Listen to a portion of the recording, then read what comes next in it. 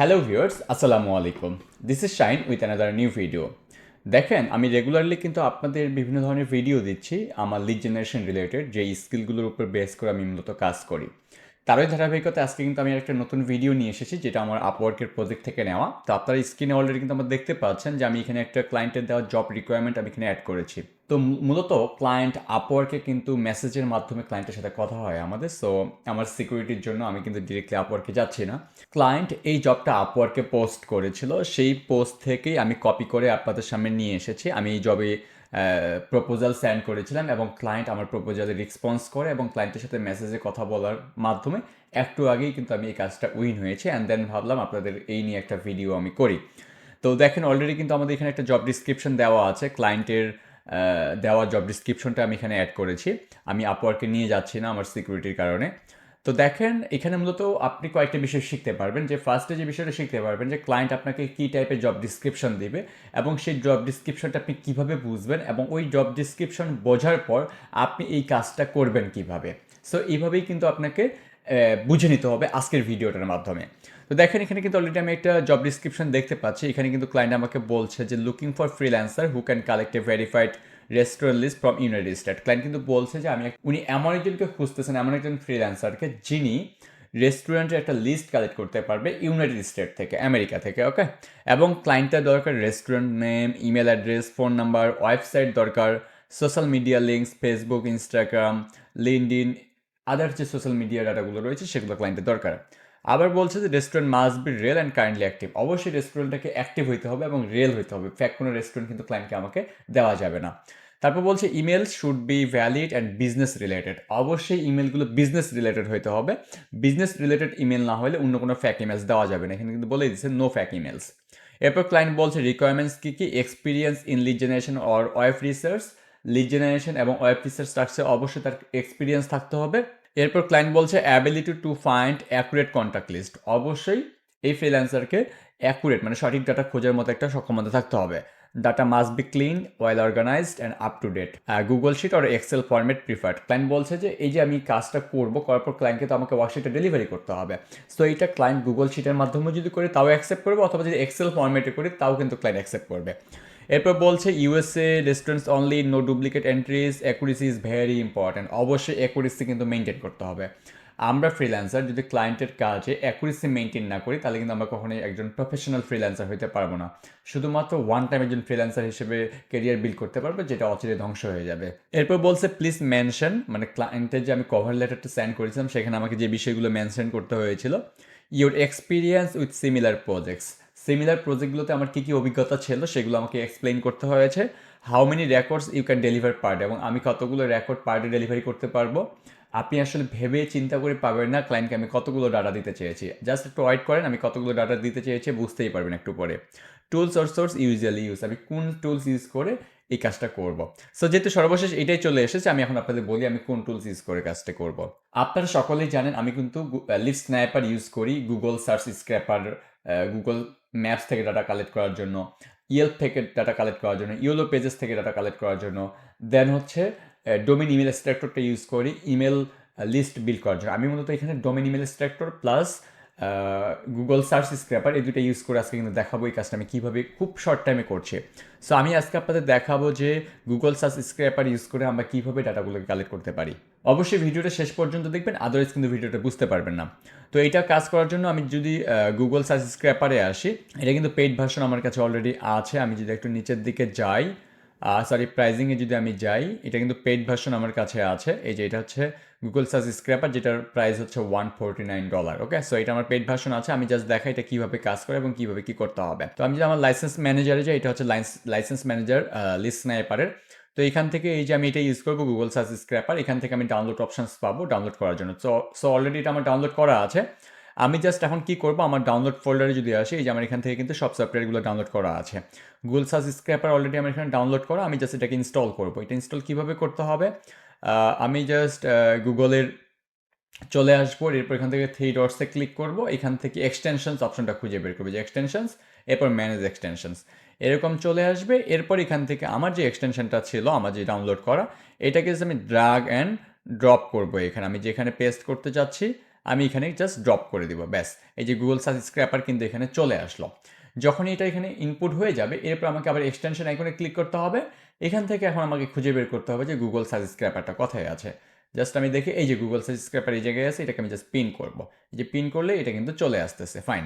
So এটা কাজ শেষ আমার। এখন জাস্ট এটার উপর আমাকে ক্লিক করতে হবে। ক্লিক করার পর বলবে যে you are using the trial version, আমি ট্রায়াল ভার্সনটা ইউজ করছি। সো এখান থেকে জাস্ট আমাকে এই যে অ্যাক্সেস হেয়ারে ক্লিক করলেই এখানে আমাকে একটা লাইসেন্স কি দিতে বলবে। তো আমি এই লাইসেন্স কিটা আমার ম্যানেজারে এখানে যাই, এরপর এখান থেকে এই যে আমি গুগল সার্চ স্ক্র্যাপার ইউজ করবো, সো এখান থেকে এই যে লাইসেন্সটা আমি কপি করলাম।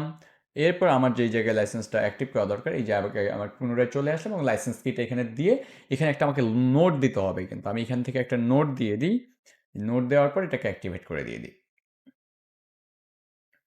দেখেন এটা কিন্তু অলরেডি আমার অ্যাক্টিভ হয়ে গেল, খুবই ইজি কিন্তু অ্যাক্টিভ করা। সো এটাকে আমি কেটে দিলাম। এখন এরকম একটা সার্চ ফিল্ডে চলে আসবে এবং আমি যে ট্রায়াল ভার্সনটা ইউজ করছিলাম সেই ট্রায়াল ভার্সনের নোটিফিকেশন কিন্তু উধাও হয়ে গেল।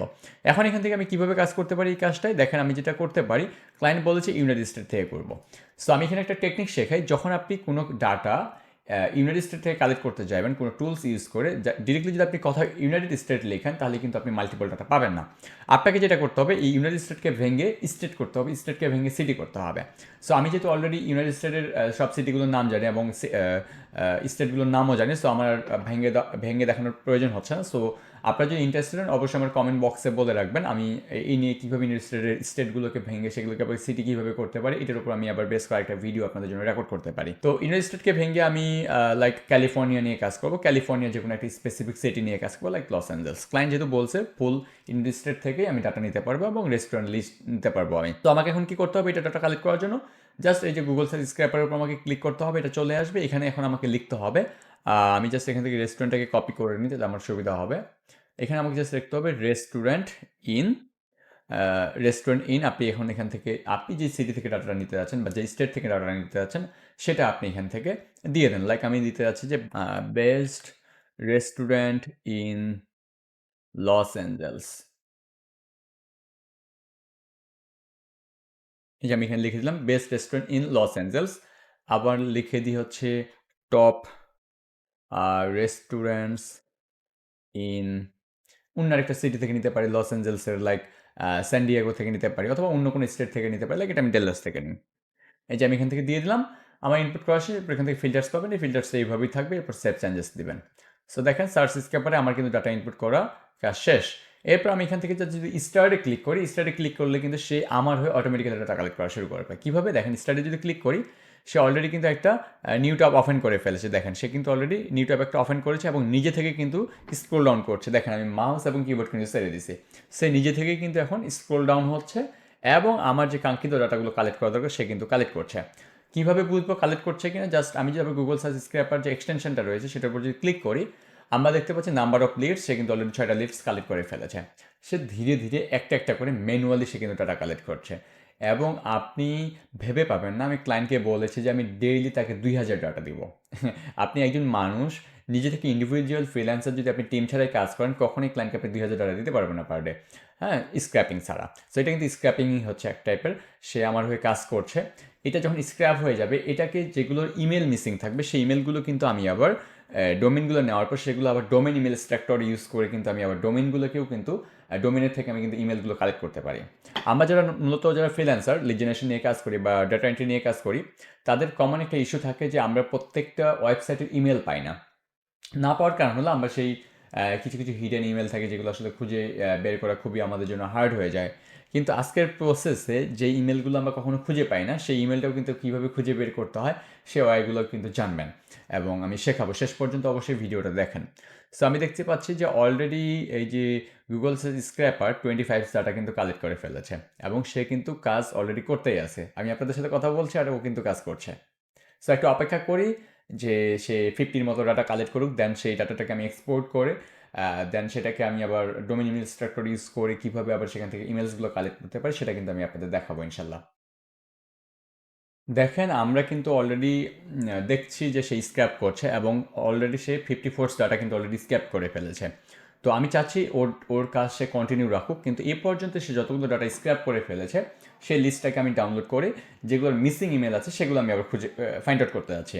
সো এটা কীভাবে করবো, জাস্ট এখান থেকে যদি আমি এক্সপোর্টে ক্লিক করি এরপর এখান থেকে আমি সিএসভিতে ক্লিক করব। সে কিন্তু ডাউনলোড করে ফেলেছে এবং দেখেন সে কিন্তু কাজ অলরেডি কন্টিনিউ রেখেছে। সে কিন্তু তার কাজ অফ রাখে নাই, সে কিন্তু নিজে থেকে অলরেডি কাজ করছে, তার কাজ কিন্তু বন্ধ নেই। তো আমি এখন যে লিস্টটা ডাউনলোড করেছি এই লিস্টটাকে আমি ওপেন করি। এই যে লিস্টটা ওপেন হয়ে গিয়েছে।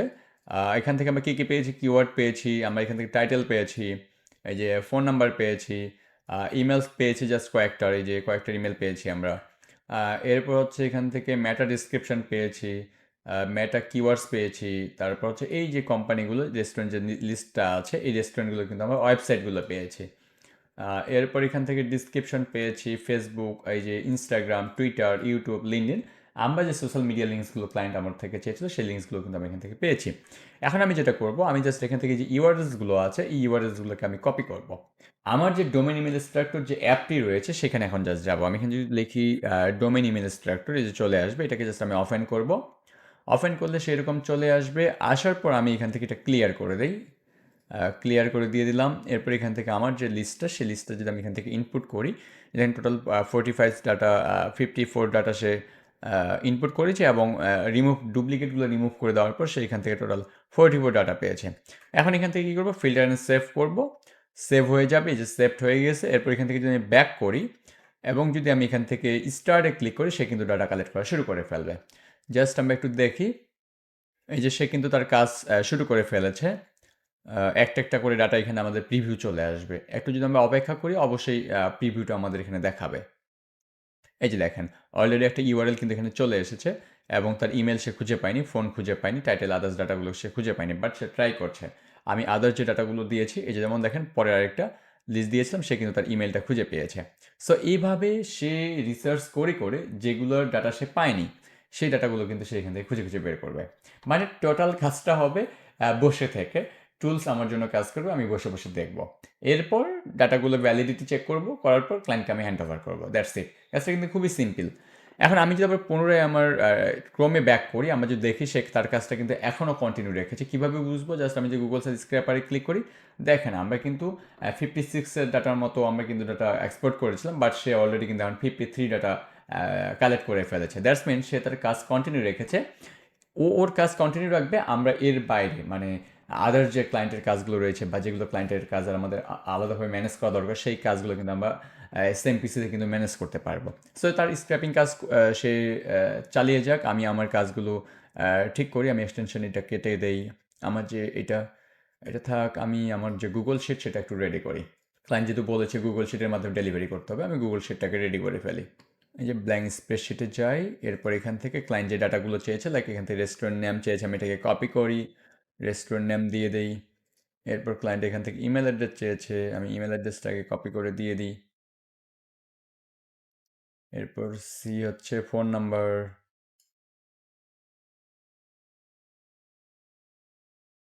এরপর এখান থেকে কি চেয়েছে, ওয়েবসাইট। ওয়েবসাইট দিলাম। এরপর কি চেয়েছে, ফেসবুক, ইনস্টাগ্রাম, লিঙ্কডইন, তাই না? সো এটাকে আমি কপি করে আমি এখান থেকে ফেসবুকের জায়গায় আমি ফেসবুক রাখলাম, ইনস্টাগ্রামের জায়গায় ইনস্টাগ্রাম রাখলাম, লিঙ্কডইনের জায়গায় আমরা লিঙ্কডইন রাখবো। Okay fine. এটাকে জাস্ট আমি একটু ফ্রিজ করে দিই যাতে টপ রোটা আমার ঠিক থাকে। কারণ এটা এভাবে থাকলে এখন আমি দেখি যদি পুনরায় আবার এটা যদি আবার ক্লিক করি, দেখেন সে কতগুলো ডাটা কালেক্ট করেছে। সে অলরেডি কিন্তু 117টা ডাটা কালেক্ট করে ফেলেছে। এবং ডোমেন ইমেল স্ট্রাকচারে যদি আসি, দেখেন সেও কিন্তু তার কাজটা কন্টিনিউ রেখেছে, সেও কিন্তু বসে নেই। দুই সাইটেই কিন্তু কাজ হচ্ছে। আমি প্লাস আমার কিন্তু শিটটাও রেডি করার জন্য আমি কিন্তু আমার আমার মতো আমি আবার কাজ করছি। সো এই হলো বিষয়। এভাবে মূলত কাজটা করতে হয়। আশা করি আপনারা বুঝতে পেরেছেন যে কীভাবে কাজ করতে হয়। সো 125টা ডাটা কালেক্ট করেছি, আমি জাস্ট এক্সপোর্ট করে পুনরায় দেখাই এক্সেল ফাইল হিসেবে। এবার এটাকে যদি আবার পুনরায় ওপেন করি আমি, দেখেন সে কিন্তু এখানে টোটাল ডাটাগুলোকে অ্যাড করেছে। সে কতগুলো ইমেল পেয়েছে, সে প্রায় 127টা ইমেল পেয়েছে। হ্যাঁ, এরপর হচ্ছে ফোন নাম্বার সে পেয়েছে, যে একটা ওয়েবসাইটের ভেতরে সে যতগুলো ফোন নাম্বার পেয়েছে সে কিন্তু টোটাল ফোন নাম্বারসগুলোই এখানে অ্যাড করেছে। তারপর ইমেলসগুলো অ্যাড করেছে। এর পাশাপাশি সে কিন্তু আমার জন্য মেটা ডিসক্রিপশন, এই যে ফেসবুক, ইনস্টাগ্রাম, টুইটার এভরিথিং কিন্তু সে এক্সপোর্ট করে আমাকে আমার কাছে শোকেস করেছে। সো এই হলো মূলত ভিডিও। এটার মাধ্যমে কিন্তু আমি কাজ করে ক্লায়েন্টকে ডেলিভারি দিতে পারবো প্রজেক্ট ইনশাল্লাহ। তো আপনারা চাইলে এটা কন্টিনিউ করতে পারেন। আমি ফুল প্রসেসটা করছি কিন্তু লিস্ট স্ন্যাপার ইউজ করে। আমি যদি দেখাই যে লিস্ট স্ন্যাপার, আমি এটা ইউজ করে কিন্তু এই কাজটা করছি। আপনারা চাইলে এই লিস্ট স্ন্যাপার ফ্রি যে ট্রায়াল ভার্সনটা রয়েছে সেটাও কিন্তু ইউজ করে দেখতে পারেন। আমি সাজেস্ট করছি না যে আপনি এদের প্রিমিয়াম প্ল্যানটা নেন। বাট আমি ইউজ করে দেখতে পারেন, এরপর যদি আপনার ফিডব্যাকটা ভালো লাগে দেন কিন্তু আপনি ইউজ করতে পারেন। অবশ্যই এটা টুলস তারাই কিনবেন যাদের অলরেডি কাজ রয়েছে এবং কাজ আছে। কিন্তু আপনার কাজ নেই, আপনি বসে থাকেন, আপনি ভাব দেখিয়ে টুলস কিনছেন টাকা খরচ করে, তাহলে লাভ নেই। এই টুলস কিনলেই যে আপনার ক্লায়েন্ট আসবে বিষয়টাও কিন্তু এরকম না। আপনাকে আগে ক্লায়েন্ট ম্যানেজ করতে হবে, দেন কিন্তু আপনি ক্লায়েন্টের থেকে যে পেমেন্ট পাবেন সেই প্রফিট থেকে কিন্তু আপনাকে টুলস কিনতে হবে এবং সেগুলোর মাধ্যমে আপনাকে কাজ করতে হবে। ওকে, দ্যাটস ইট। ভিডিওটা শেষ পর্যন্ত দেখার জন্য আপনাকে অসংখ্য ধন্যবাদ। ভালো থাকুন।